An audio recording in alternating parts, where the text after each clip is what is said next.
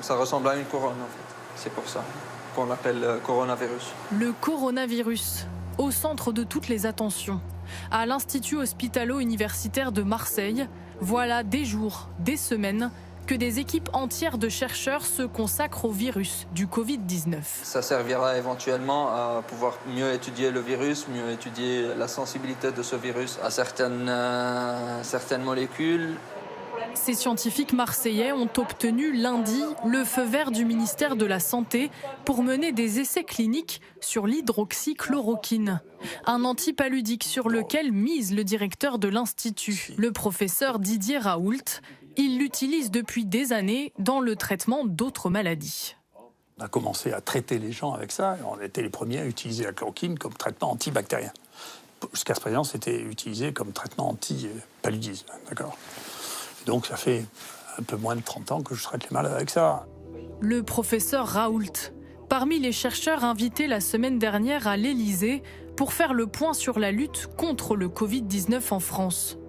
Pour autant, les travaux de l'infectiologue ne semblent pas faire l'unanimité.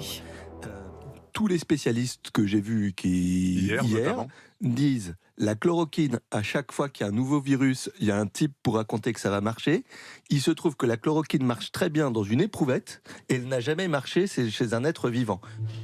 Dans le même temps, d'autres molécules sont testées sur le virus. L'INSERM pilote notamment un essai clinique sur 800 patients infectés afin d'évaluer l'efficacité de plusieurs médicaments.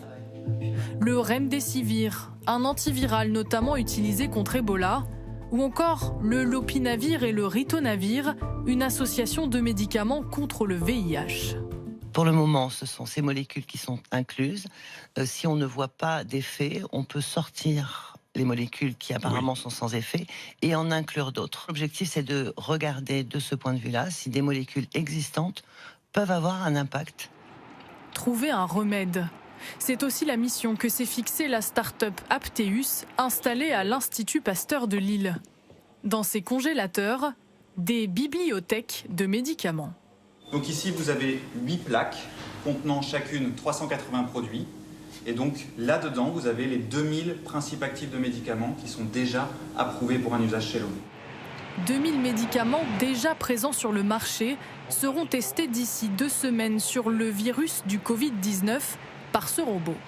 Donc le robot qui va aller prendre les cellules et là il va les placer sur une zone intermédiaire qui va permettre au deuxième bras robotique de venir les chercher pour les mettre là dans un appareil qui va mettre une quantité infime de produits à tester. L'intérêt de cette technologie, gagner du temps.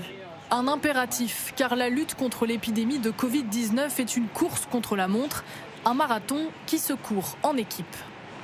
On ne cherche pas chacun dans son coin, on est parfaitement organisé dans le réseau des instituts Pasteur à l'international et également au niveau européen. Tout ce qu'on peut peut-être remarquer, c'est qu'on aurait pu prendre les décisions de recherche peut-être encore plus tôt. Quand ça se passait en Chine, ça se passait en Chine. Maintenant, ça se passe en Europe. On est extrêmement sensible et extrêmement motivé. Voilà, on avance plus tôt. Je regrette qu'on n'ait pas commencé peut-être quelques semaines avant.